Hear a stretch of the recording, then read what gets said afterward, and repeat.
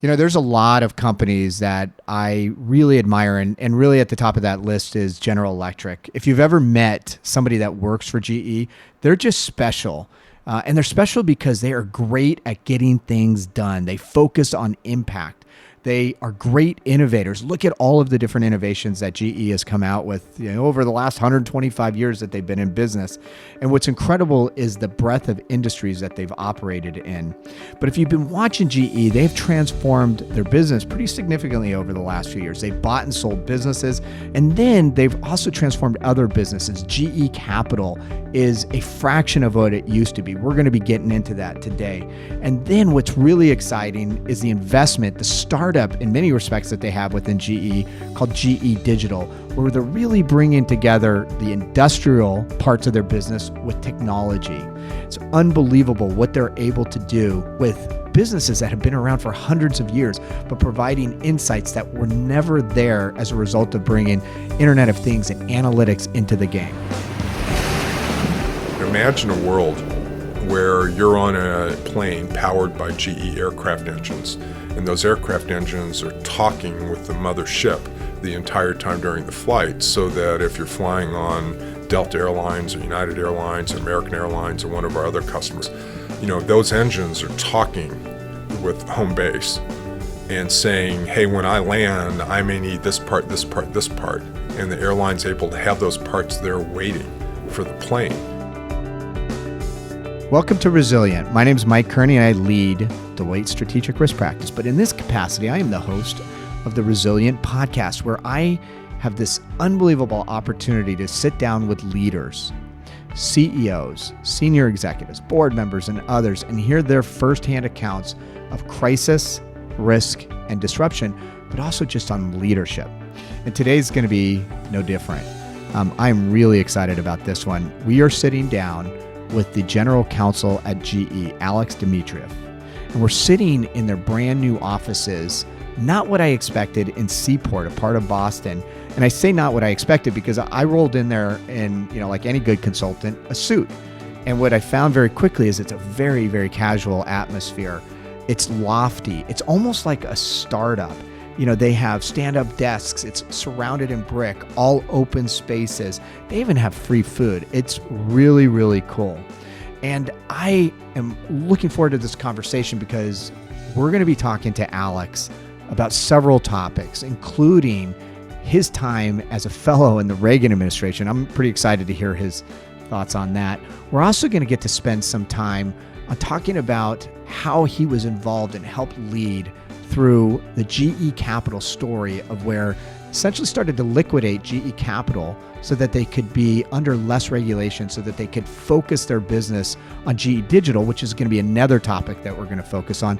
And then, one of the things I've loved about this podcast is getting the insights from some of these leaders on leadership. So we're going to hear about that from Alex as well. So without further ado, from the brand new offices in Seaport, Boston, our interview with Alex.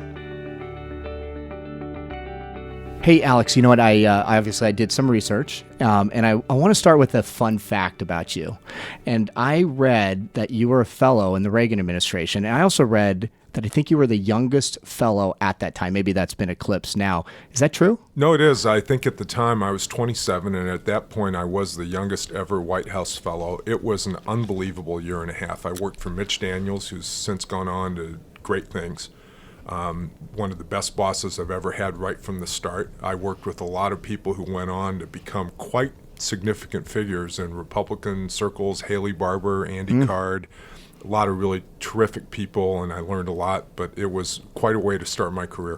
So did you get to interact with the president? I did, and Mitch was really good about that. I got to see the president on occasion. I got to go to some staff meetings. I'd say generally once a month or something like that. I got to sit in the back of the room, and I was involved in some meetings, and it was pretty heady stuff, something I'll always remember.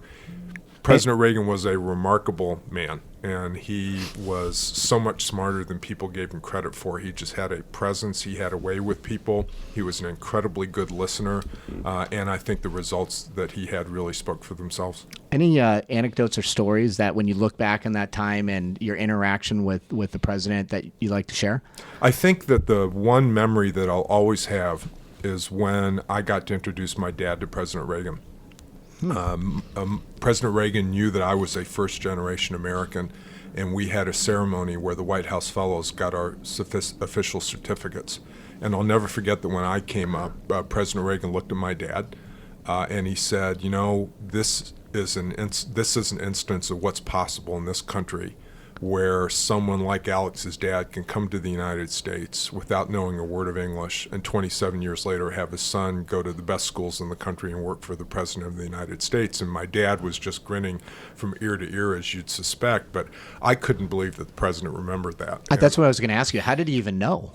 Because Mitch had introduced me and told the President about my story, and President Reagan was singularly committed to immigration. And that's probably people forget that's the biggest difference between President Reagan and all the President Reagan wannabes in the Republican Party right now is that he firmly believed in immigration, and he believed that it was a sign of strength of the United States that the rest of the world wanted a chance to come here and participate in the American dream. And that was really the shining city on the hill notion that he captured in so many of his speeches.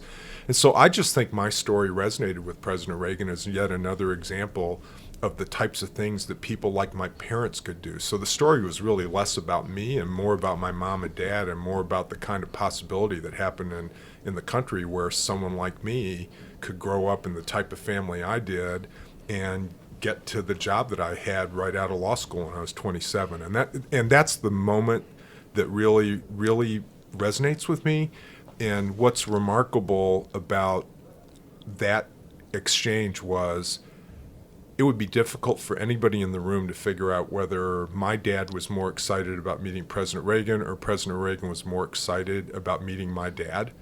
And I don't know if there are many people that you can say that about. Absolutely. Who have such credibility on issues like that. So I just have these memories of President Reagan as this just special person with a big heart who really had the best interests of the country in mind and made some difficult decisions when he had to. So let's talk about your backstory. Where did you grow up? I grew up in Urbana, Illinois, the Big Ten town. My mom and dad didn't work for the university, but my dad ended up getting a job there at an engineering firm called Clark Dietz. He was a civil engineer. Mm-hmm. And so he moved there in 1960 when I was a little bit over a year and a half old with my mom. My mom worked as a night nurse in Champaign, Illinois at Mercy Hospital. My dad worked at Clark Dietz, and so we grew up in a Big Ten town, and that's a great place to grow up. I have great memories of Champaign-Urbana. The University of Illinois being right there is a tremendous asset for the city in terms of just the sports and the culture that's available. My mom took me to the Krannert Center for the Performing Arts since I was like 8 years old to see plays, and so it was a great place to grow up. Downstate Illinois is at its best. So I read that you're an avid St. Louis Cardinals fan. Well, that's one of the great parts of growing up in central Illinois, right? So you're halfway between Chicago and St. Louis. So you don't have to pick the Cubs or the White Sox. You're okay picking the Cardinals.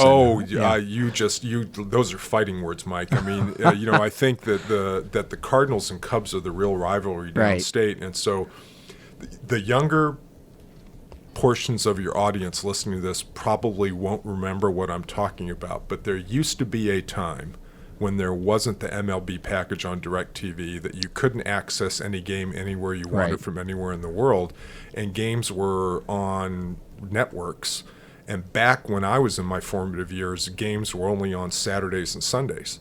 And you had the game of the week. Yep. And so when you grew up in Urbana, Illinois, you had to choose between the Cubs games on Channel 3 or the Cardinals games on Channel 15. And I was playing Little League at the time, and choosing between a team that had Bob Gibson and Lou Brock and Curt Flood and Orlando Cepeda and the Cubs, who were as bad then as they have been until this year, was a pretty easy choice. My mom and dad were Cubs fans, though.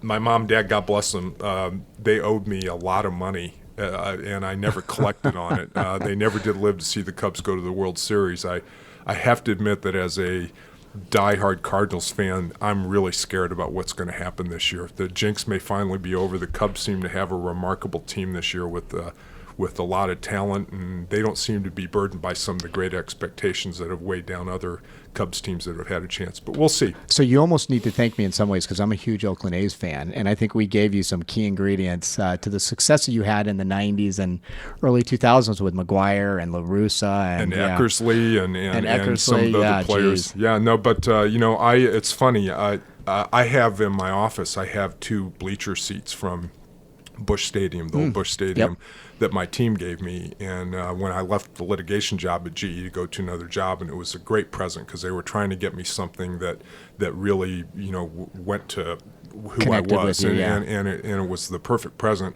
And my wife, Jill, was at the party where I got the chairs, and she told me, she said, those are going to look really great in your office.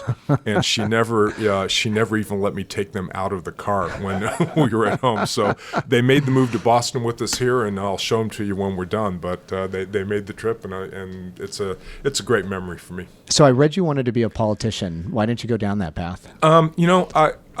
I still to this day remain interested possibly in the potential for government service. I did the White House Fellowship, as we discussed, right out of the box, and I fully anticipated that I was going to go back and forth between government and private practice. I think I never realized how much I was going to enjoy private practice and how much I was going to get committed to that. But I think that when I think about politics, I think about Saturday afternoon when I was with my congressman, Ed Madigan, who I worked for when I was in college. And we were helping Chuck Percy run for re-election in the Senate in Illinois. So this would have been the mid-1970s, probably Percy's last election campaign and the one he lost. And Ed had always been approached by a number of people to run for the Senate in Illinois. And he always resisted those overtures. And I remember being at Percy's campaign office, and Ed Madigan, who is a great congressman, great leader, saying to me, this is why I won't run for the Senate. I don't want to have to spend hours and hours every day on the phone begging people for money like Chuck is right now. And that was back when Senate races cost $1 million, and that was considered a lot of money. Today, it's just nuts. I mean, today, politicians have to start running for re-election the second they get elected. It's all about how much money you can raise. It's about all these fundraisers. It's about constantly reaching out. And I think that the process has lost sight of how it was supposed to work, and it's become so dominated by who can raise the most money. And I just don't like that. If I'm going to raise money, I'd rather raise money for the Ronald McDonald House in New York, or, a charitable cause. Something that makes an impact, yeah. Yeah, politicians make an impact, but, it shouldn't be based on how much money you can raise. It Right. should be based on the strength of your ideas, and money should facilitate the formation and communication of those ideas, but it's really become who's got the best fundraising machine in a lot of ways. So I guess you could say I'm a little disillusioned about that. But I will say that as I watched this year's election cycle, and I watched the continued degradation of talent that's involved in government and politics, there is part of me that says that people who have the right front mindset and who have a conviction about listening to people and having an exchange of ideas rather than shouting matches at cable TV do need to get back into the system. So, if at some point the right opportunity arises later when I'm done at GE and I have a chance to contribute to government in some way, I'd still be interested in that because I believe in this country, I believe in the process, I believe it's important for people to participate and contribute. So I'm just waiting for the right chance, and we'll see what happens. Fantastic. You got into law then. What brought you into law? How did you get interested in it? Well, it's kind of a long story. I'll give you the Reader's Digest version of it. My passion had always been computers and math, and that was my natural. Really? Yeah, that was my natural strength, and so that's what I liked in high school. I wrote a computer game on a computer system, speaking of Urbana, Illinois, at the University of Illinois with the Plato computer system. It was called Word War, and I wrote it with a really great professor at the Education College at Illinois. And it was a game where two students would, on separate computer screens, would have an odd number of misspelled words put on their screen, and the first person to spell a majority of the words correctly won that game. And so it was a very competitive thing, and kids would have leagues and everything. And I think I still get a royalty check from that, like once a year. It's a couple couple bucks, so I didn't have Pays for your latte every year. I didn't have a very good lawyer Yeah. negotiate that deal for me. But, the point is that was my true passion, and that's what I really enjoyed doing, and I kept taking computer science in college. And I remember a conversation with my dad, who was a very, Russian, Eastern European approach, and he said, this is a great hobby you have, and I like the fact that you like tinkering around with computers, but, you need a real job. You need something where you can support your family and you can, you need to go where you can make some money. He said, so you need to figure out a real job. And so I figured, well, law's good. I mean, I like debate. I like speech. I like the idea of, advocacy in a variety of forms. It's also something that might lend itself to politics. So I said, so I'll do law. And my dad approved because that was a serious profession and a serious endeavor. And I kept dabbling in computer science through college, but eventually I gave it up. And of course, the irony is that now I look back and I may have been Sergey Brin or somebody at Google if I'd followed my passion. It turned out okay. Did you ever give your dad a hard time about that? Like, look, Dad, I didn't really need to. Yeah. I mean, when it came out, there was one time when my dad said something about how, wow, these guys in the computer science business, they're really doing something. And the irony of that comment wasn't lost on him because he remembered the conversation Right. and how he steered me. Nobody's going to throw me any pity parties. Things turned out great. I love my career. I couldn't be happier where I am. And I have the kind of job right now where I can't wait to get to work in the morning. But it does remind me, when college students or law school students ask me for career advice, what I always say to them is follow your passions. Don't do what you think people expect of you. Do what really makes you tick. And if you follow your passions, things will work out okay. Things happen for a reason. I'm not a fatalist, but I do believe that people often settle to do something because they believe it's the right or proper thing to do. So rather than pursue a passion that would have you write or do something that you're really intrigued by, you feel this pressure to go work for Goldman Sachs or for Morgan Stanley or for Kirkland & Ellis or to go to law school or go to business school when you really rather go to grad school. And I just hate to see people settle the way that I think so many people do. It's funny that you say that. And I have a son that's a junior now, and I'm giving him that exact same advice. And my learning was I had a sister who was an artist. And she was fantastic, and still to this day is fantastic. And she went and got her art degree. And my dad was an old San Francisco cop, Irish descent, and it wasn't the practical thing to do. And so they steered her out of it. And she didn't figure out that, all the stuff that she was doing for 15 years post that was not aligned with what her purpose was. So she ended up quitting her job, getting her to do teaching credentials. She's now an art teacher and now shows art all the time. And so it gets back to, she missed 15 years of her life because she needed to do the practical thing. So I couldn't agree with you See, anymore. and my three kids who I couldn't be more proud of, none of them even thought about doing law because it wasn't their passion. Yeah. And I completely support that. And they're all three doing incredibly different things. My son just started business school last week. My daughter is a casting agent in Chicago, up and coming with a great firm there, Claire Simon Casting. And my daughter's finishing up her nursing degree at Michigan. Wow. And all three of them have followed their passion. They have jobs where, in their 20s, they're excited about going to work and they're excited about what they're doing. And that's really got to be what it's about. There's no set path. And I think that, unfortunately, in today's world, people have these preconceived notions of what success is supposed to look like, and they follow that path that's expected of them, even if they aren't happy about it. What a waste.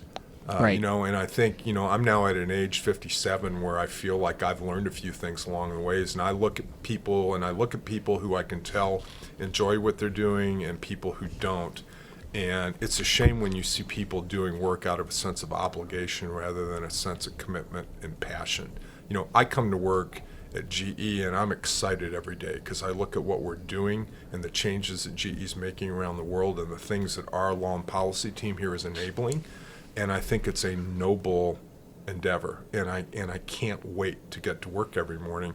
I wish everybody else felt the way I do right now. So you came to GE, I think, in 2007, is that right? Yeah. Kirkland & Ellis, you left that 21 years at Kirkland & Ellis, tough to leave, great law firm, taught me how to be a lawyer. I met some of the most spectacular talent you could ever meet in my 21 years there. I have mentors who taught me lessons about how to be a good lawyer. I had colleagues who taught me important lessons about how to succeed and collaborate within an institution of challenged people. I had clients who taught me a lot of lessons the easy way and the hard way. I wouldn't trade that experience for anything. It was great. And I think, 20 years for me at the law firm was about the right period of time, and it really equipped me to come to GE and make a contribution almost from day one. And what drew you to GE? Was there something in particular? Look, I think there's a magic to GE, and I say this not having been drinking the Kool-Aid at GE since I came right out of college. I mean, I came to it from having been at another great institution. But I look at GE,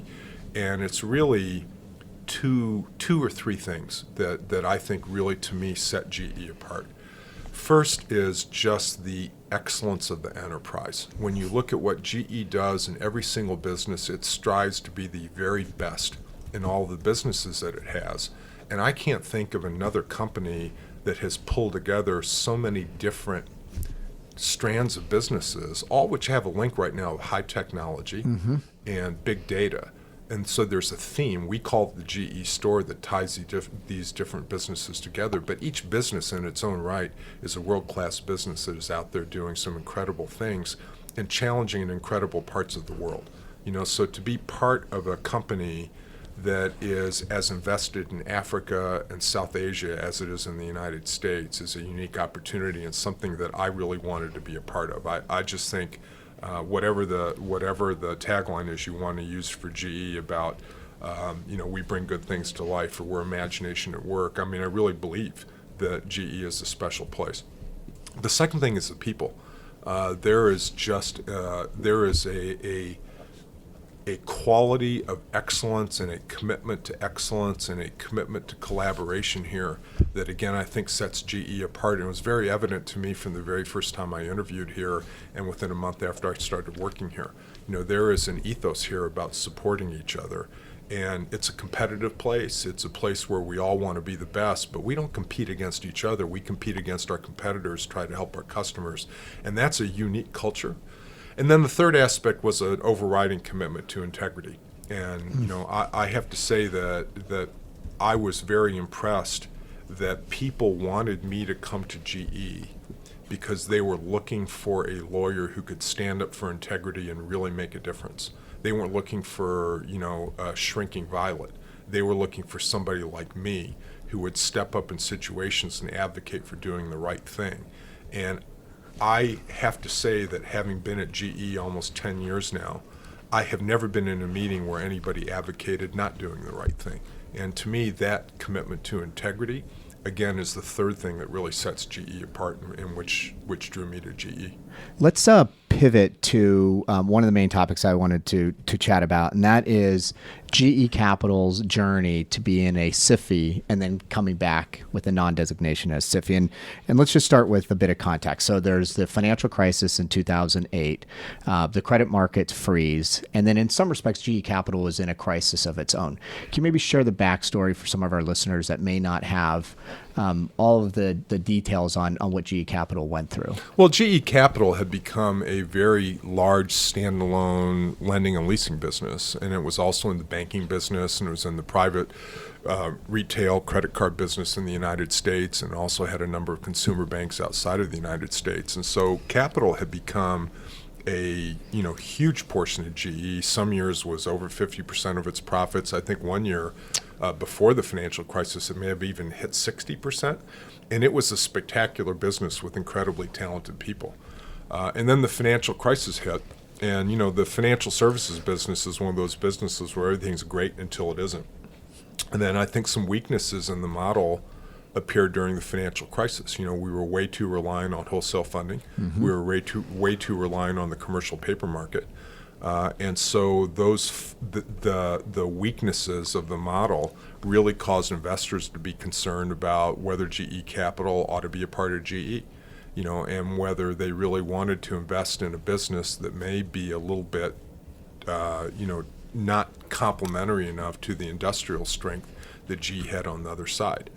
So we started looking at GE Capital in the wake of the crisis and saying, if we're going to stay in the financial services business, we need to make some investments to make it more bank-like.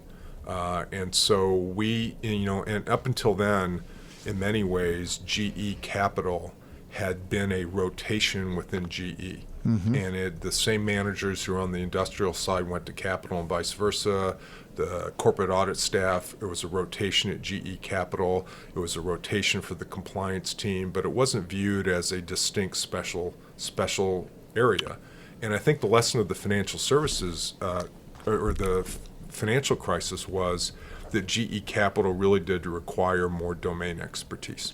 And it's not that GE hadn't run capital well before that. I mean, when you look back at the record, Capital is one of the only businesses that never lost money. The criticism that our investors had of GE Capital was it didn't make nearly as much money during the financial crisis as it had before or after, which is a nice place to be, but it still was a weak spot in the portfolio in terms of when people looked at its fit within GE.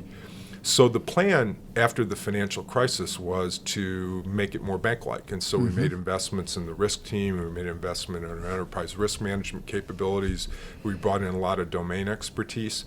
And it was a great business. And I think that when you look at the history of GE Capital, it had some industry-leading products. It had some interesting industry-leading processes.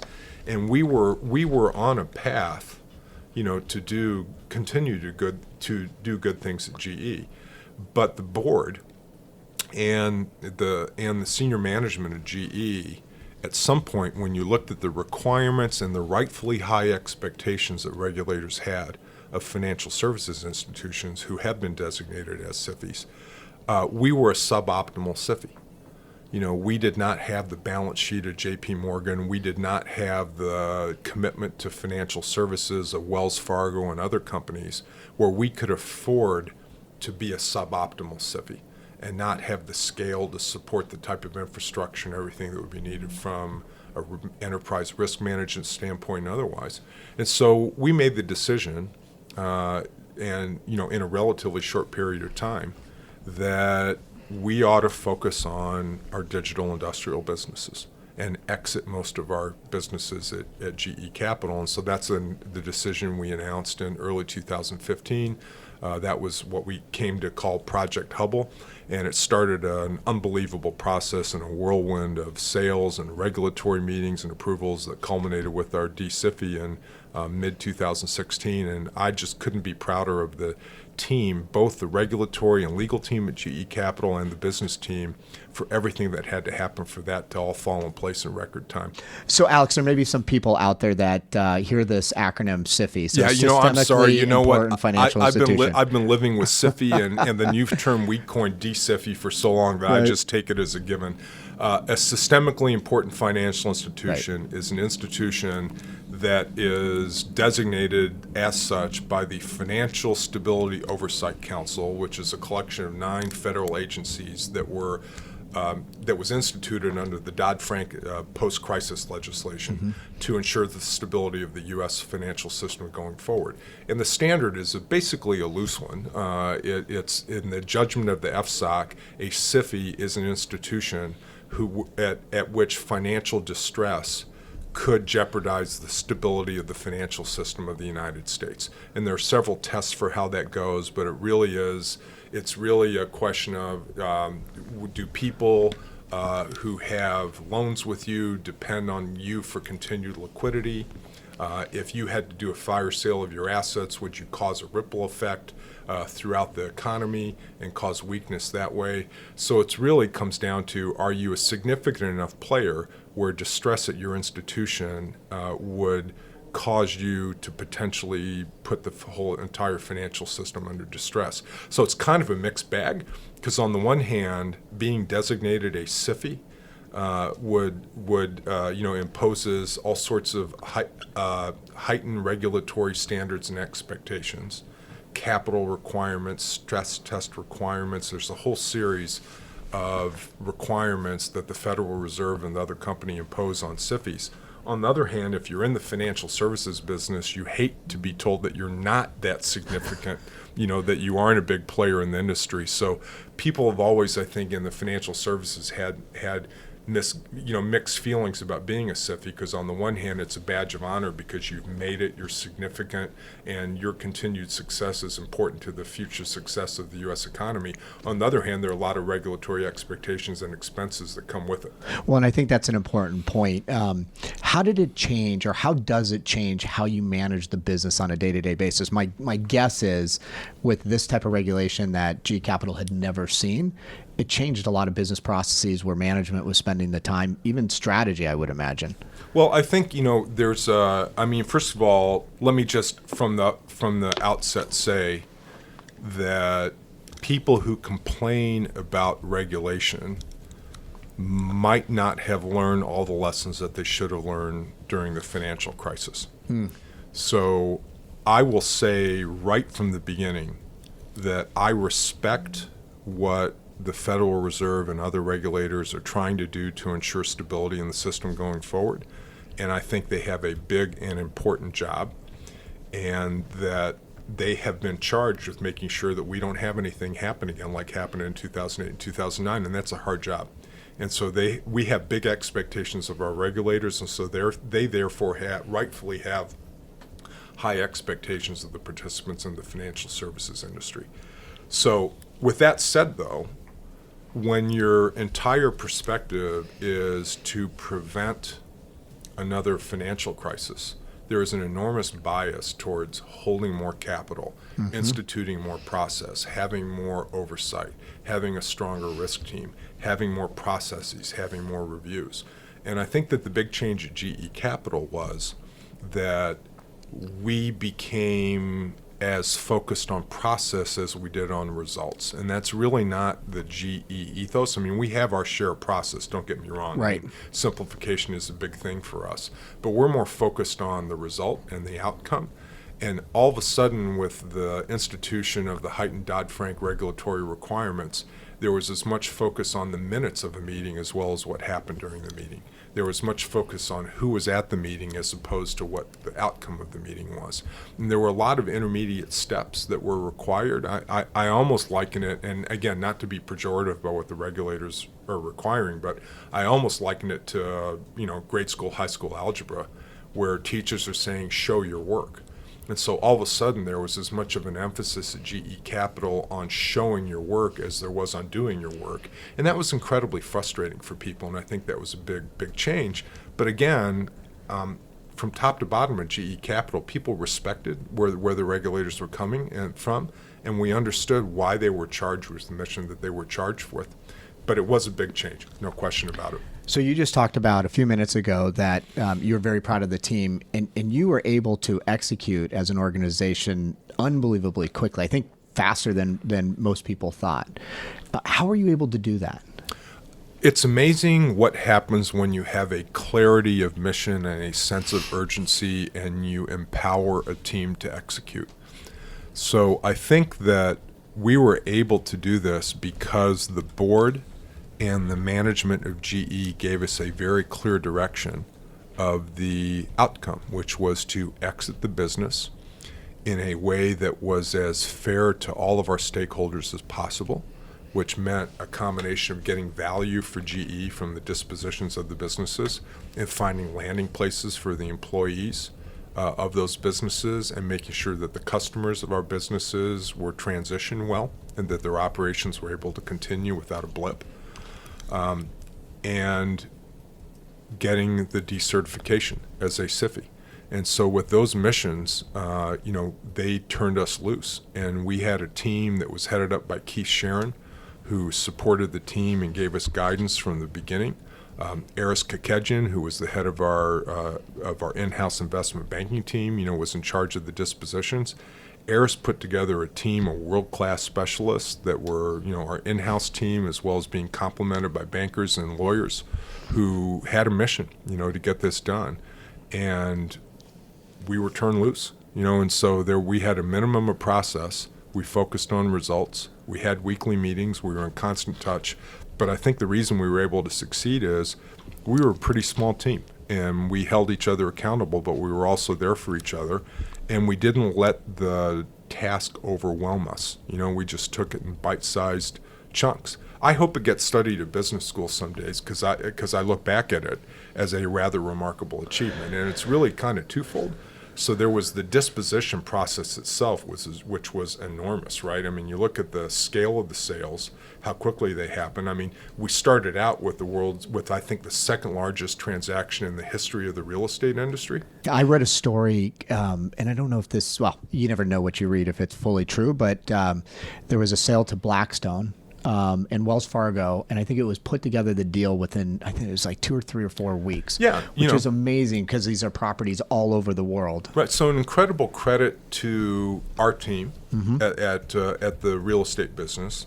Real credit to the bankers who put that together, and real credit to Hogan Lovells, who came in and helped us and helped facilitate the type of due diligence that would ordinarily take place over months in a matter of weeks. And being able to announce the real estate transaction right from the outset as part of the announcement of our decision to exit the financial services business really gave the entire exercise an enormous amount of credibility, and I think was a real key to the success, because there was no question about our resolve. When we were able to announce that sale on day one at the same time that we announced the rest, I think it sent a signal to the market that we're ready to do this, and we did it quickly.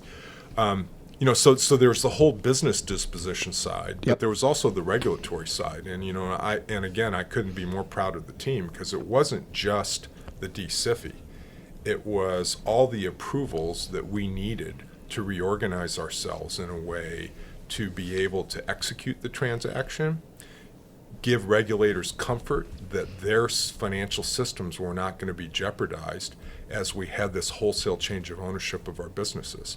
And so that involved a lot of meetings here in the United States. That involved a great number of meetings in Europe with the PRA and the ACPR and other regulators within Europe. So we had all these things going at once that I think really just speak incredibly well of the team. And again, I couldn't be prouder of them.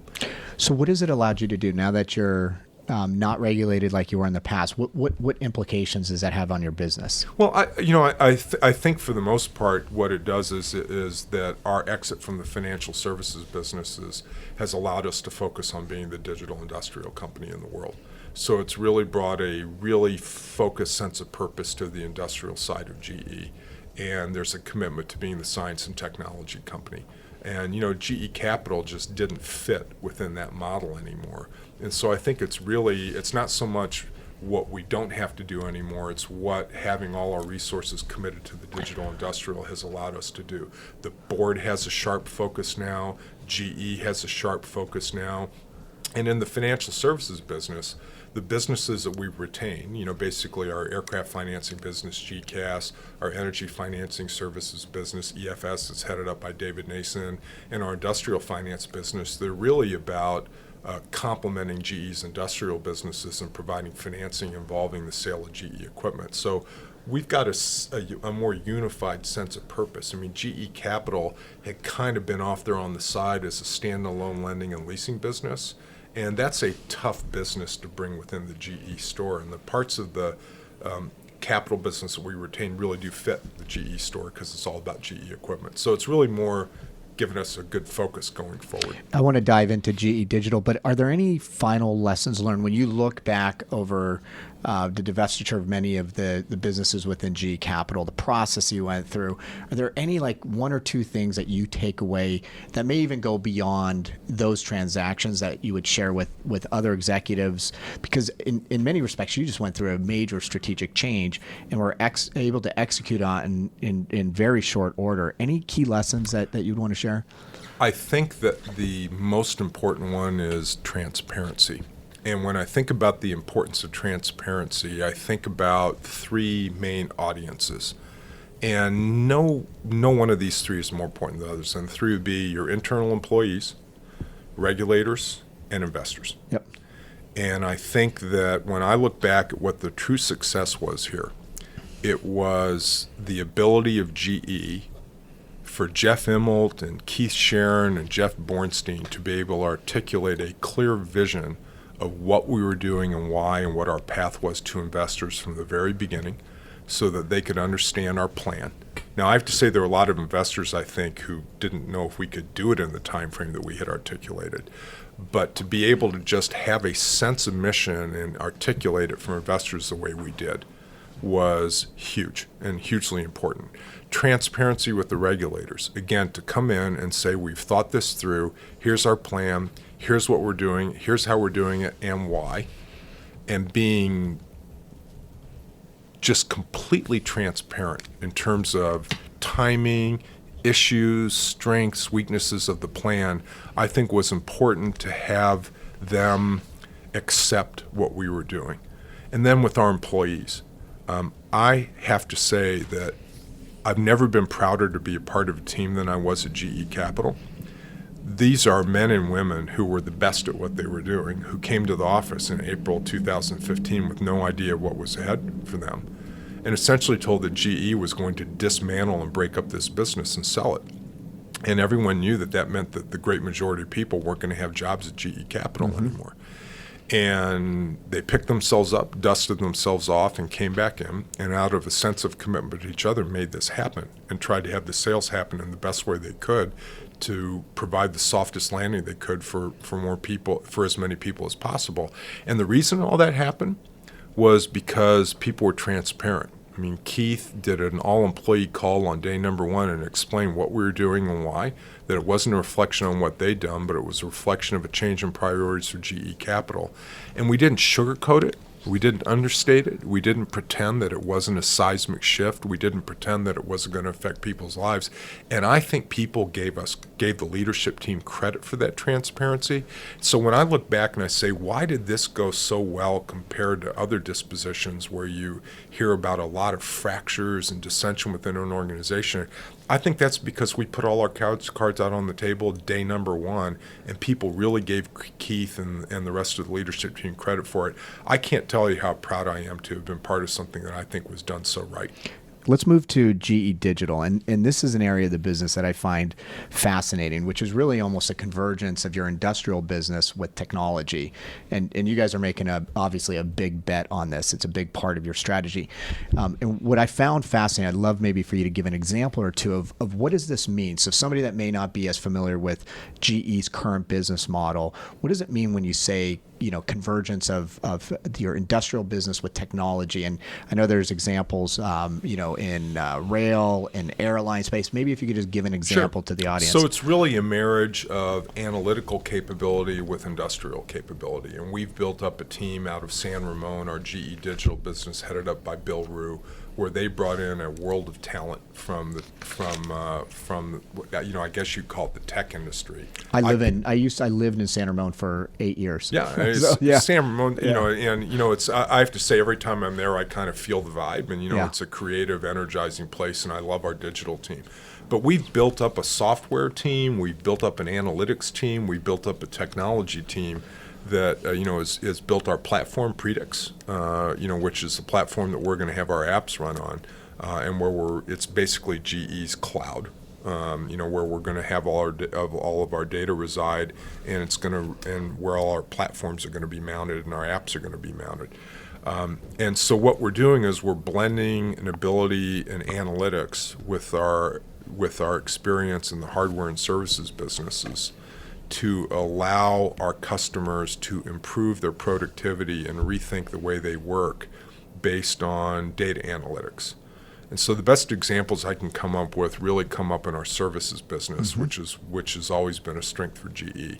But imagine a world where you're on a plane powered by GE aircraft engines, and those aircraft engines are talking with the mothership the entire time during the flight, so that if you're flying on Delta Airlines or United Airlines or American Airlines or one of our other customers, Emirates, those engines are talking with home base and saying, hey, when I land, I may need this part, this part, this part. And the airline's able to have those parts there waiting for the plane because we have a digital twin of the engine that we've been analyzing that doesn't just predict based on averages when maintenance is required or repairs required, but looking at this particular engine, what this engine's been going through, what's required. And that's just a small example, but when you think about the power of 1% productivity savings for all of our customers in terms of optimal maintenance of their equipment, the potential for this to revolutionize how our customers do business is astounding.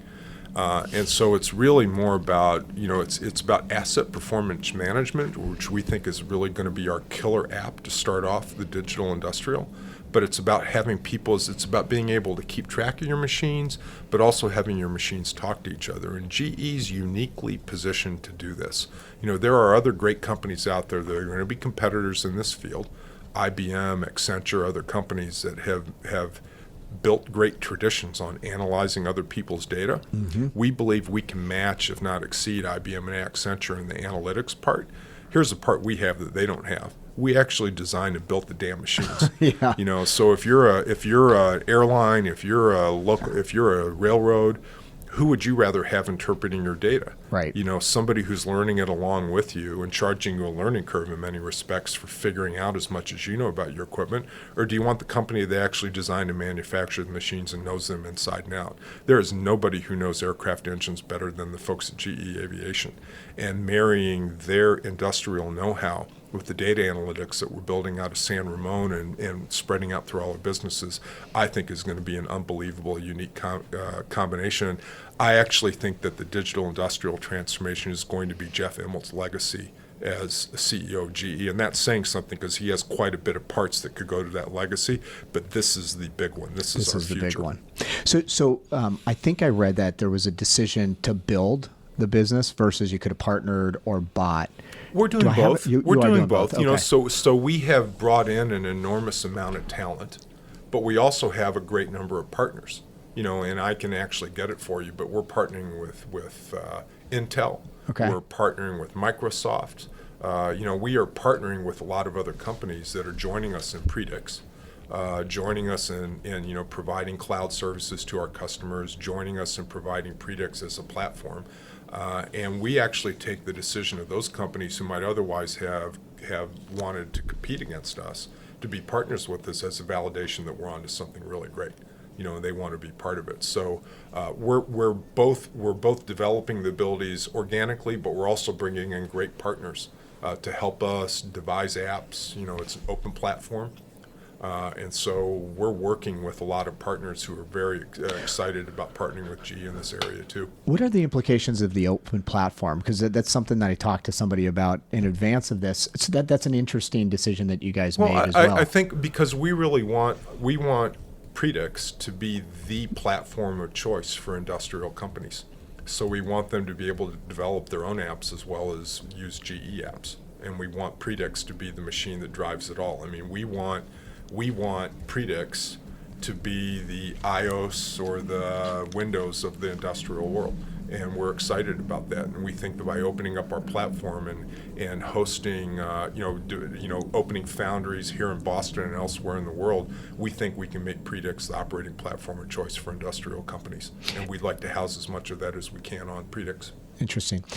Would you consider GE Digital to be almost a startup in GE in some respects? Oh, for sure. I mean, I think that the team that has come with GE Digital does have more of a high-tech approach towards things, and I think we're maintaining that culture. So it's a bit of a startup, although it's been here for a couple of years. Right. But they do have an approach towards things. They do have Bill and his team. Bill came over from Cisco.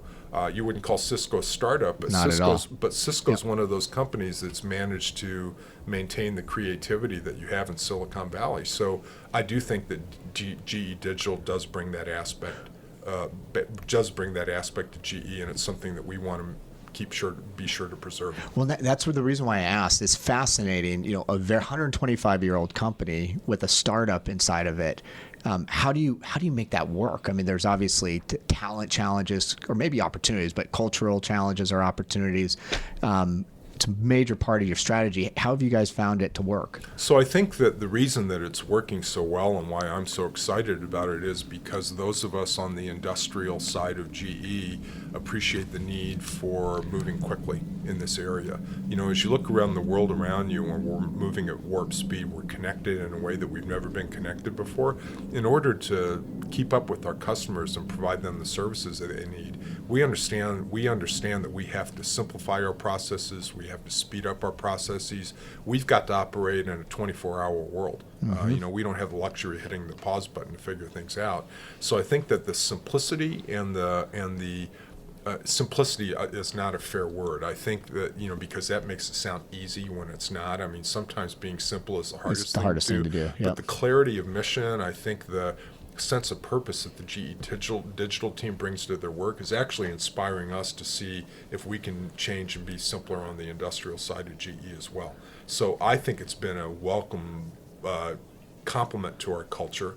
And I think that to GE's credit, I think that a lot of people in the industrial business are saying, are there things we can do to speed up what we do and revisit our processes and actually build our own digital thread, and take advantage of a lot of the things that we want to build for customers and do it ourselves at GE and be a showcase for our customers to show them that we are the digital industrial. It's fascinating. It's almost operate a startup really well within a large company, but then learn about what works well within that startup and then bring it back to the broader organization. Yeah. I think, I think that one of the things that we see at GE is that startups really are onto something, in terms of how they evaluate things, how quickly they move. And so we have a whole movement within GE, we call it FastWorks. Where we're trying to encourage teams to take more of a startup mentality towards new products, new technologies, and fail efficiently. Make the investment, test it, see if it's something that we want to develop, and not have a 3-year, 4-year product development plan. But make the investment up front and fail wisely. If it's something that's not going to work, figure that out within months, not years. And it's that whole startup mentality of being willing to take chances, being willing to invest responsibly, prudently, but move quickly and be more efficient. I don't know if this comment was in the context of GE Digital. It was definitely in an article, and I think it may have been from Jeff Immelt, where he talked about how you're even looking at strategy. And once again, it may have been within GE Digital, it may be with the broader organization, but as looking at strategy as not this episodic once a year, once every 2-year activity, but almost a continuous process. Does that resonate? Is that something you guys are also looking at as Sure. well? I mean, again, I think it's consistent with this whole idea of FastWorks, which is you have to be able to fail fast, you have to be able to pivot, and you have to be able to go to what's working. And rather than committing yourselves irreversibly to a strategy and hoping that it works 5 years from now, you have to be willing to try different things. Now, certain times that's not going to work. When you develop an aircraft engine, for example, Sure. That's a year-long enterprise, and you have to be able to commit and see something through the life cycle that's required for the development of a jet engine. Because given the performance parameters and requirements for a jet engine, it takes some time. So we aren't talking about cutting short the processes that need to happen for our equipment to be safe and reliable and effective. But in the development stage and in terms of the strategy stage, you can be much more nimble. And so Jeff is really trying to get the businesses to think fast, fail fast, pivot fast in terms of the review processes that we have.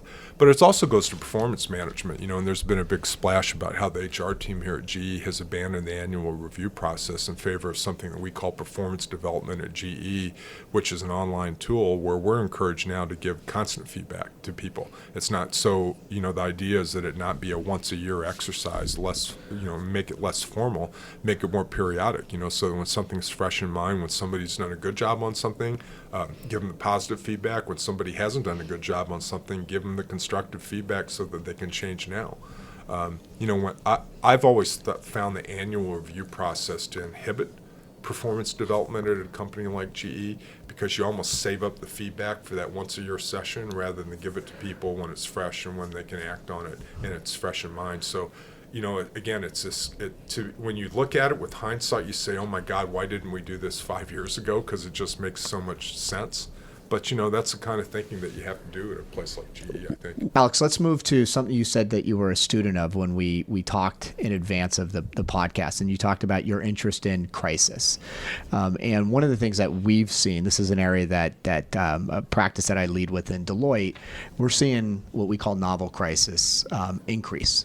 And it's probably because of that very volatile world that we live in that you talked about. But it just seems like, and we could look at the papers this week. There's a very big company that is all over the papers about the crisis that they're responding to right now. Why do you think that is? Why do you think crises are on the uptick? I think it's probably because of the immediacy of news coverage and the availability of 24-hour coverage and internet coverage that just instantaneously disseminates information in a way that didn't happen before. So I imagine businesses have always confronted crises like they have in the past, but with today's coverage, it gets publicized more dramatically than it ever has before. And I think that the added dimension that Wells Fargo or VW or GM or any of the other companies that have recently faced crises have had to reckon with, that perhaps is new as compared to 5 or 6 years ago, is just an expectation of the people for immediate answers and immediate resolutions. And it's no longer acceptable for a company to say, hey, I need a month to figure out what happened here. People want to know the answers now. And so there's an expectation of immediacy, of accuracy, of lightning quick judgments that I think has put these crises in a different dimension than they were before. But I think it's really something more about how they've been covered. I mean, businesses have always confronted pivotal moments in their history.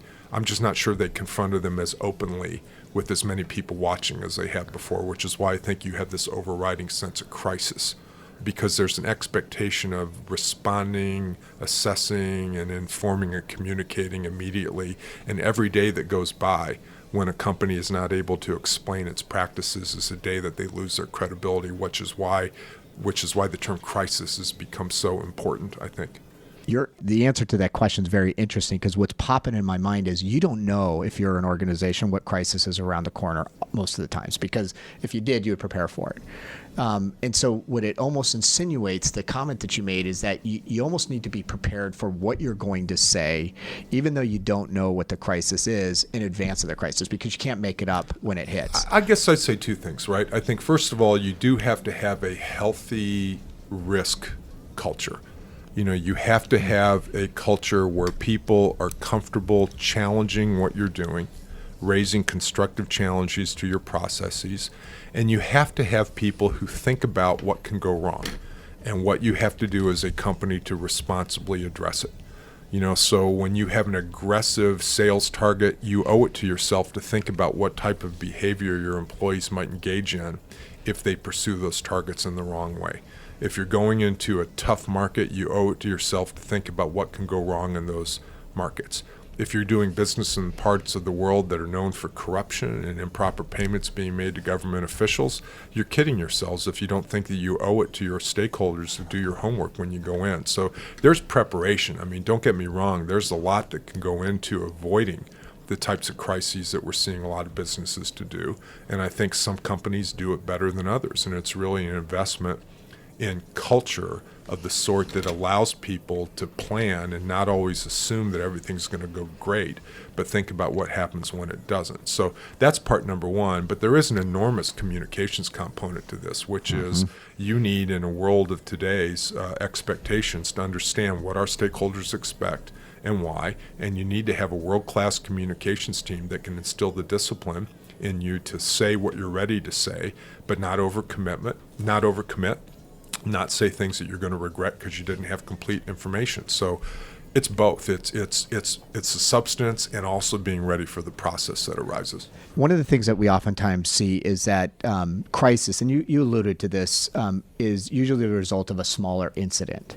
And that incident begins to grow and grow and grow, and then it becomes a crisis. And one of my observations is oftentimes organizations or CEOs or executive teams are slow to call it or slow to realize that it's something that potentially could be much bigger. And if you look at some of the large-scale crises over the last few years, It was just that. It was something that they potentially could have dealt with quickly, but it then became something bigger. Any thoughts on that, or do you even agree with that assertion? No, I think I agree with it. I mean, I think maybe when you look, everything's hindsight's always 20/20. Yeah. So whenever you look at something, you could always think about something that somebody could have done earlier, or something could have been done differently to keep something from happening the way that it did. When I look at the recent crises in corporate America, I look at a failure of open reporting as being probably the most common thread. Goes that back I to your see tying all transparency these in some together. regards, yeah. It does. But it goes to transparency. But when I was talking about transparency before, I was talking about transparency of leadership with stakeholders and with employees. Open reporting is really reverse transparency. It's transparency of the team up to senior management. Okay. And it's really about senior management creating an environment where employees feel that it's valued for them to raise their concerns without fear of retaliation. And not only not fear of retaliation, but that it's valued when they raise problems they have. So when you look at quality issues, chances are there were some employees who thought that something wasn't quite right. Did they have channels to elevate those concerns so that managers could hear them and act on them? When people see sales practices that have gone awry, it's not like they're happening in a vacuum. There's probably people who say, boy, we're probably crossing the line here. Is there a channel for them to raise their hand and say, boy, I think somebody needs to look at this and ask whether we're doing the right thing? If you see an extraordinary number of accidents involving a particular type of vehicle, is somebody encouraged to raise his or her hand and say, I think the engineers need to look at this, or I think we have an issue here, and act before it gets out of control? So when I look back at crises and I look back at the independent investigations that have been done of those crises, a common theme seems to be that the employees at those institutions didn't feel that it was important for them to raise their concerns, that they were welcome to raise those concerns, or that management wanted to hear those concerns. They just kind of wanted people to go do their jobs and do what they were told and not ask hard questions. And I think that, again, if you look back at most of the major failures of corporations over the last couple of years, it really reduces to that lack of an open reporting environment where people were comfortable raising whatever concerns they had. And you just hit something I think that is unbelievably important. It's not only that I've got the reporting channel or a way to communicate it up, but that I feel that I'm not going to be implicated or it's not going to impact my career, or it's not going to impact me somehow adversely in the future by in some respects that you should be applauded because of it, right? So you hit upon the area that I think is probably one of the most important things that our compliance team does, which is make sure that we have an atmosphere of open reporting at GE where people understand that we're counting on people to raise their concerns. My view at GE, there is no early warning system in the world that is competent as our 300,000 plus employees. They have a knack for when something isn't right, and it would be a crying shame if they didn't feel as though they had the power to raise those concerns and a right to have them acted upon. As a senior executive, I owe it to our teams to hear what they have to say and address concerns that they raise. And I think that the most important thing is for our employees to err on the side of raising issues. Even if it turns out not to be anything, the fact that they cared enough to raise their concern and have it addressed says a lot about them and says a lot about GE. And look, we're not perfect. We have our share of mistakes. I can't say that our open reporting culture is as good in every single facility that we have around the world as it is in others. But we're certainly trying, and it's a big emphasis and a big focus for us. It's all about the execution, and I think that as people listen to this podcast, the one thing I want them to bear in mind is that the Constitution of the Soviet Union made it sound like the greatest place that could have ever been, and it wasn't executed very well. And I think that when you look at ethics codes and you look at ombuds channels, it's what people do with the information that's generated by those channels that counts. My first day at work at GE, Phil Amin, who was our controller at the time, came down and gave me a copy of Enron's Employee Code of Ethics. It was the best code of ethics ever put together. I'm telling you, it was a beautiful document. Right. Great graphics, said all the right things, but we know that there wasn't a culture there that matched the words. So you can have the tools, you can have the ombuds channel, but it's more than just making the channel available. You have to make sure the damn thing's being used. You have to make sure that people are raising concerns the way they should. You have to make sure that managers are encouraging people to raise their concerns. We measure our managers based on the number of open reporting concerns they have in their businesses. And when there's a downturn, we're challenging the managers and saying, if your employees have concerns, and if they aren't raising them, that doesn't mean there aren't concerns. That means they're not talking about them. And so we actually expect trends to continue. And people kind of shake their heads when they hear me say that an uptick of 10% in open reporting concerns is a great sign of a company's culture. You know, the immediate answer that you jump to is, boy, the fewer concerns, the better you're running. Not at all. You know, the healthy open reporting volume shows that employees trust the system, that they value it, and that they believe they're being listened to, and that they ought to raise those concerns. To me, it's the best sign of a healthy culture there is. I was going to ask you a question, and you just nailed it. And it's probably the best example I've ever heard. It's one thing to say that we've got these open reporting channels, and even the CEO and other senior executives could say this is something we value. I was going to ask you the question, what's one pragmatic thing that you've done? And the fact that you measure the number of reports and that you challenge if they go down is probably one of the best examples of something that is practical and something that people can execute on in order to bring that to life. I love that. So we do that at the business level, but our board of directors looks at our trends as well, and it's a regular report that we make to the board because they like to keep their finger on the pulse of our open reporting culture, and I think it's critical. And then the other practice we use at GE that I'd encourage other companies to think about is we teach our open reporting. And we actually have case studies where we have our CEOs during their town halls talk about the types of things that have come up in the open reporting channels and the steps we've taken to address them. So there's no better way to reassure employees that you're taking their concerns seriously than teaching incidents where a concern has been open and we've taken steps to address it, what we did and why. And sometimes that includes discipline of managers who are behaving inappropriately.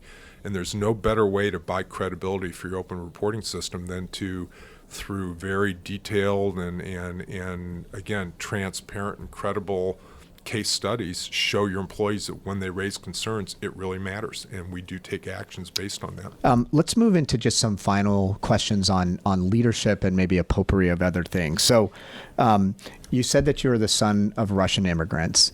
I'd be curious if there's any values or anything that they left with you that has impacted who you are today or your leadership style. And the notion of immigrants, and it's actually ironically becoming a theme of some of the great leaders we've spoken to on this podcast is, their early upbringing, kind of how their parents raised them, and even their parents' backgrounds. But is there anything that you reflect upon with your parents that they left you that has impacted who you are today, your leadership style? I am who I am because of my parents. I mean, I look back at what my mom and dad did in their lives, and I look at how they came to the United States without knowing a single word of English, and I just think about the bravery they demonstrated on every front. Can you just imagine how hard it is to do things like go to the grocery store when you're not really quite sure how to ask for what you want and for that to be your life? I mean, there was a really revealing episode with my daughter, Jen, when I was coming back with her and one of my nieces from a trip that we'd taken to Argentina.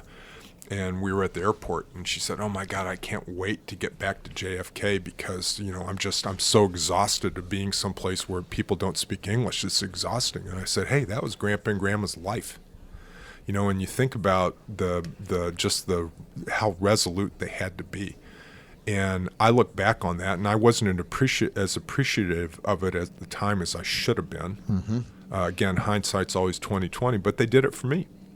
And I think that sense of sacrifice and that sense of working hard to be able to go to a country where your future is decided by your merits and how hard you work and what you do. That really drove my mom and dad to come to the United States, and it's something I'll always be grateful for, and it's opportunities they made available for me. So sure, it's a part of my character. I think that when I look at how it's affected my personal, professional development, it really goes to the question of diversity.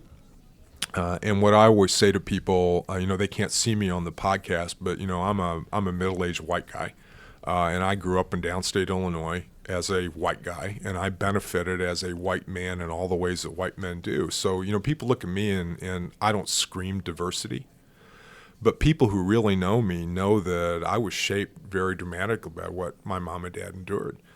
So just to dwell on their history a little bit, I mean, my mom and dad both spoke 5 languages very fluently. Wow. And English was their last. And they always said that it was the easiest to crib together to get rudimentary English, but the hardest to master because of all the idioms, and it doesn't have rules like most other languages do. So they spoke Russian with a heavy accent or English with a heavy Russian accent their entire lives. So I grew up watching my dad go to gas stations, or my mom and dad go to gas stations and grocery stores and restaurants and parent-teacher conferences, and they were treated like idiots by people who probably didn't even speak English as well as they did because my mom and dad were different. And, right. And that shaped my character because I saw my mom and dad struggle and I knew how smart they were. I mean, there were times when I wished my mom and dad were like other parents. And I look back at some of those and it's a painful memory for me because I don't think I did them justice. But I just think back on what they did and how hard it was for them. And it's given me a respect that has come in so handy for me as a manager at GE. We are an international company. And I have to say that the most amazing thing about GE, among all the amazing women and men who are at GE, is their ability to speak in English and address tough technical concepts in English when it's their second, third, or fourth language. I have a respect for that most Americans don't have because of who my mom and dad were. So you never see me finishing people's sentences for them. I always try to put people at ease because I know how nervous they are about getting up to speak about technical concepts in front of an American audience. And so my own story has been affected by that because I'm much more patient and I think I'm a much better manager of an international team because of my mom and dad's background than I would have been otherwise. But my mom and dad's background has also opened my eyes to the importance of diversity more generally because if that's my story and that's something that I bring as a middle-aged white male in terms of my unique background and my diversity and my life experiences that help me be a better international manager. All of our team has diverse characteristics that they bring, and our differences really make us stronger. And so all the different life experiences that we have by virtue of who we are make us a richer team. There are things that people of color have to endure in the United States that help shape their character. And if you give those differences a chance to thrive in an environment like GE, we're such a better company than we would be without those differences. And I think that my mom and dad's background and their differences from people around them have made me appreciate diversity much more than I would have otherwise. And I'll always be grateful to them for that. Whenever you answer a question, there's like 5 new ones that come up. But there's 2 things that just are jumping the top of my mind. I'd love to get your reaction to. And this is actually a theme that we begin to hear. And I think it goes hand in hand with diversity, and that's empathy. And I think it's actually when people talk to me about like, what's the one thing that you try to do when you're working with clients or people or whatever. And I always say, and I don't even know if it's a real quote, but I like it. It's you never know the devil that somebody's dealing with. And so to try to really get in somebody's, underneath the covers and understand the life that they've led, the challenges, the opportunity, everything that goes around them is one of those superpowers in some respects, because if you can understand what makes somebody tick and their background, it allows you to be so much more effective with them. Do you agree with that? No, I agree completely. And the way I put it is that it's important to be a good listener. And I mean really listen, not just sit there. It's not here, it's listen. But give somebody your undivided attention, hear them through, hear what they have to say, and react and interact with whoever's made a presentation in a way that really brings home to them that you've been listening. The best example that I can think of at GE is John Kranicki, who was my boss when I was the general counsel of energy. And John was not, he was a pretty quiet guy, relatively speaking. And so we'd go into review sessions and we'd sit there for an hour, and he was very respectful, and he let people get through their presentations.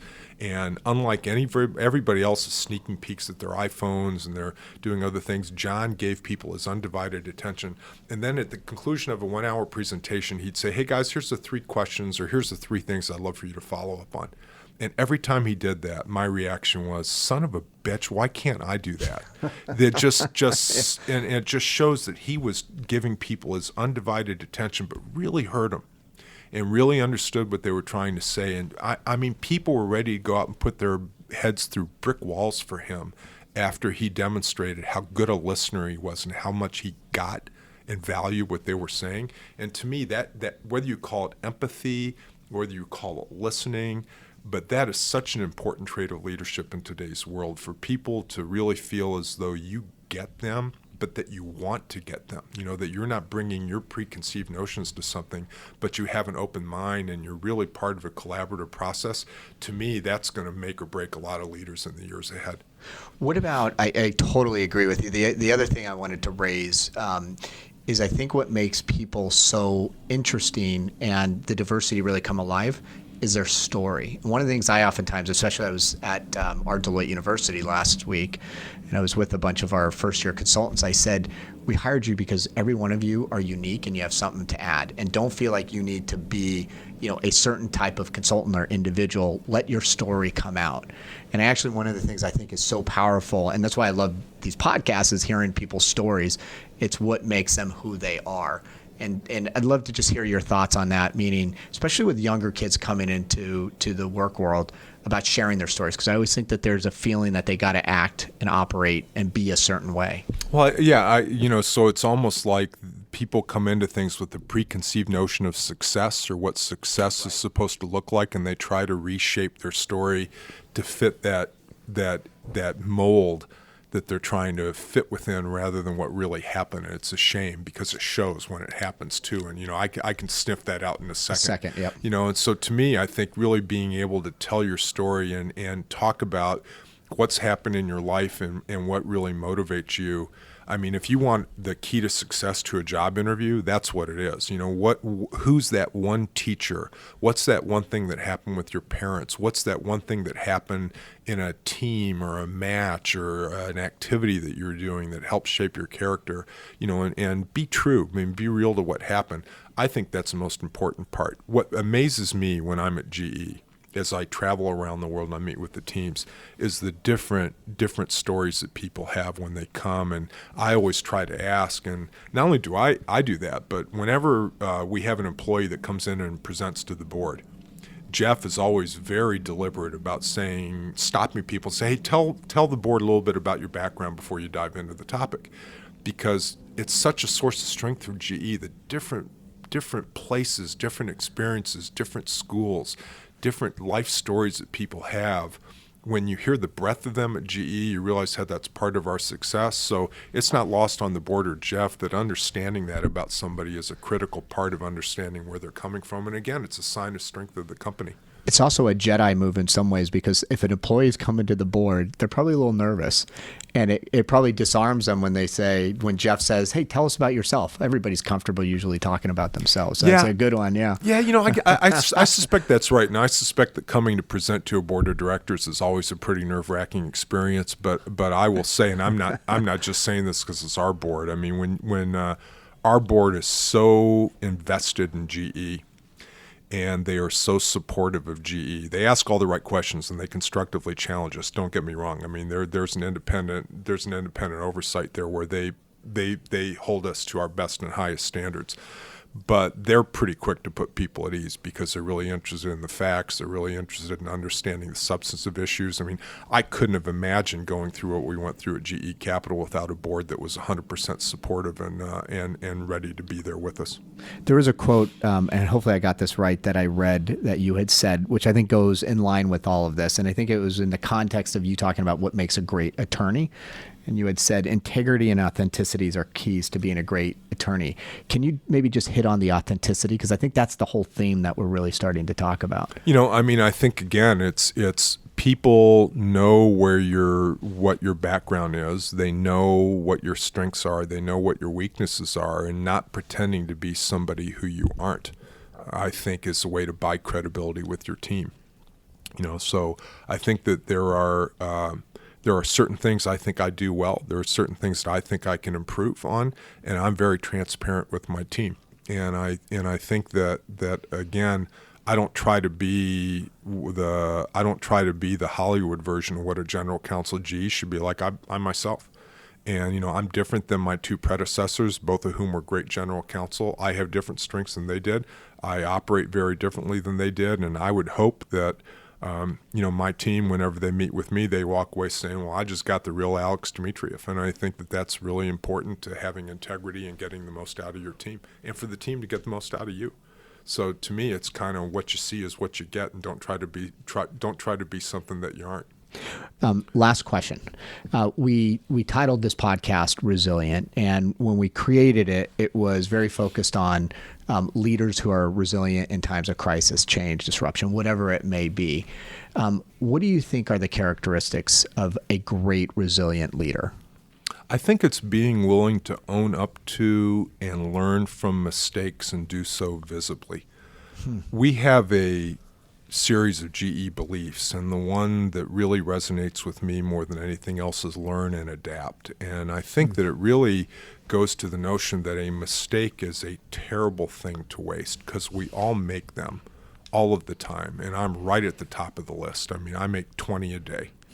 And the question is, are you willing to own up to them, and with the benefit of hindsight, learn from them, and also teach your teams that it's okay to make mistakes as long as they're honest mistakes. It's what you do when you find out about them that differentiates the good companies and great companies from the bad ones. And I think that the resilience of being able to learn and adapt from a mistake is an important thing. I look at my own personal career development, and I'm a big guy. I'm 6'4". I'm loud by nature. Very few people have ever told me I need a microphone, and I've learned the hard way that sometimes that can be a disadvantage if you're not careful. Because however good my intentions are, I think there's probably people at times who earlier in my career thought I was trying to bully them or trying to intimidate them when I wasn't.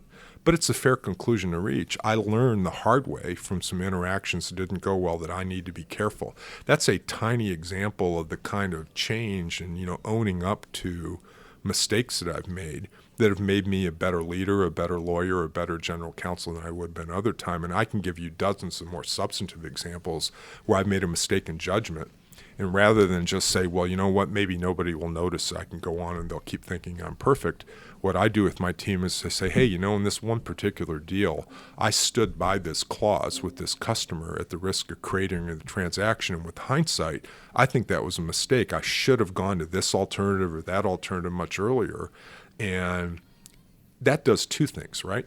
The first thing is that people hear that and they say, wow, Dimitrief made that mistake and he's still the general counsel of GE. So, it really is okay for me to take some responsible chances and try out some things even if they don't turn out perfectly. But the second thing they say is, and he's willing to own up when he's made mistakes. So I trust this guy.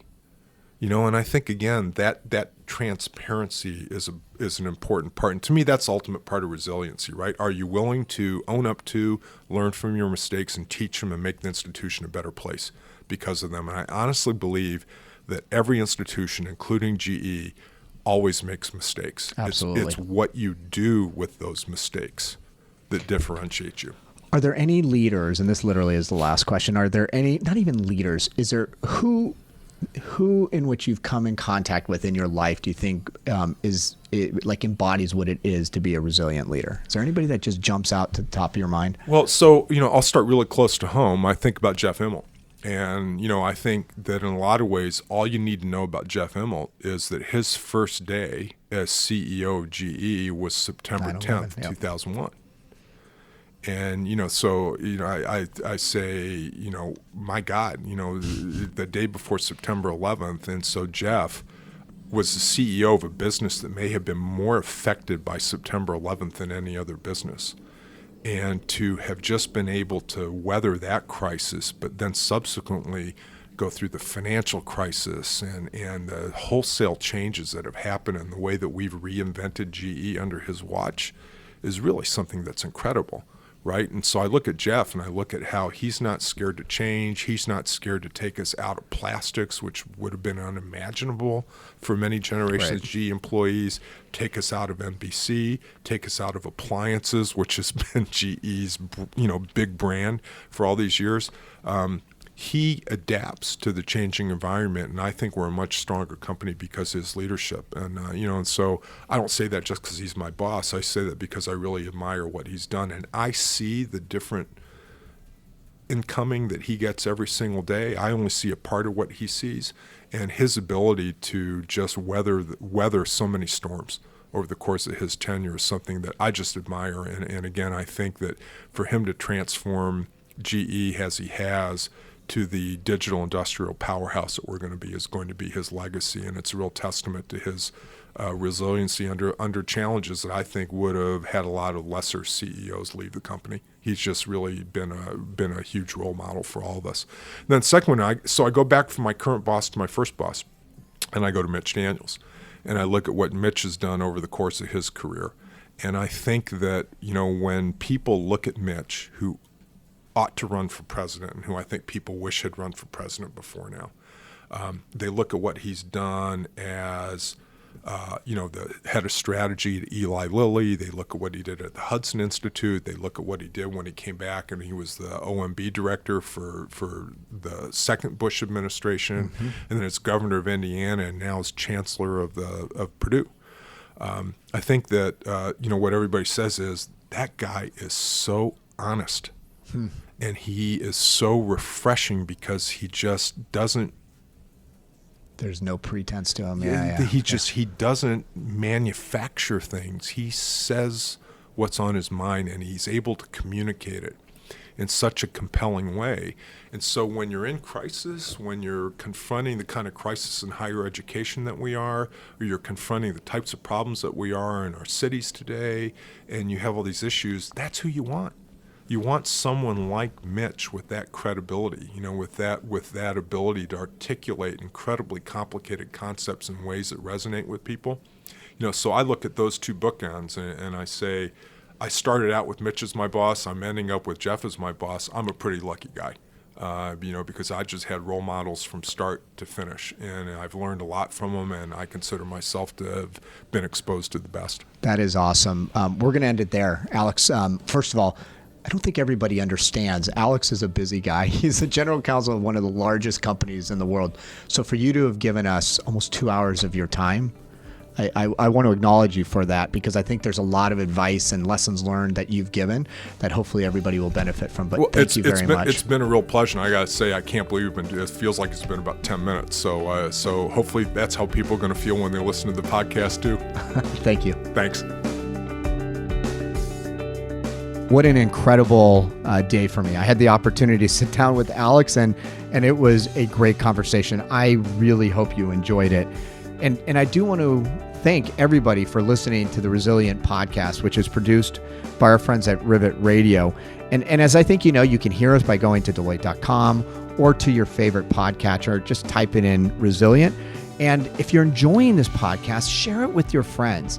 What's interesting, feedback that I've got is that these go beyond just conversations with people in the business world. In fact, my sister, who has absolutely nothing to do with the business world, she's a teacher and an artist, has said that she actually really enjoys them because she learns about the people and learns about leadership principles and all of the things that make up these great leaders. So even if you're not in the business world, there may be some value to this podcast. I'd also just ask you to just check out some of our previous episodes. We've got some great conversations with the former CEOs of places like Krispy Kreme or Harley Davidson, or even our own CEO at Deloitte, Barry Salzberg. Some great conversations that you can listen to. And also, I've been getting great interaction on social media. So hit me up on LinkedIn or Twitter with any recommendations about folks you think we should invite onto the podcast in the future, or if you have any feedback on the podcast itself. My profile is under Michael Kearney. My last name is spelt Kearney. And remember, as I always like to say at the end of these podcasts, leaders who embrace risk improve performance and are more prepared to lead confidently in the volatile world we live in.